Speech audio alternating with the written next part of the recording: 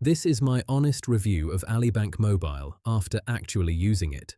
I've tried a lot of banking apps, and most of them promise simplicity. But once you use them daily, things start to feel cluttered or unnecessary. Ali Bank Mobile was different for me, mainly because it feels built for real life, not just for screenshots.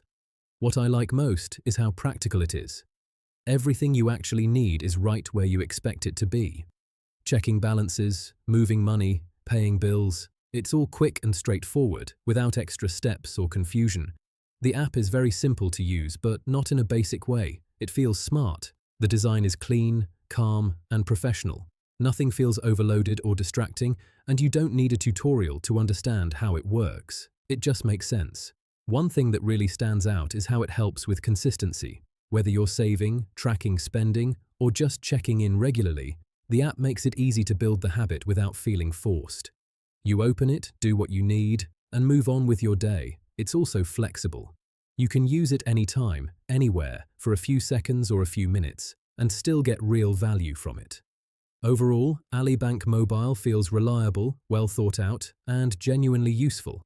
It doesn't try to impress you, it just works. And honestly, that's exactly what a banking app should do.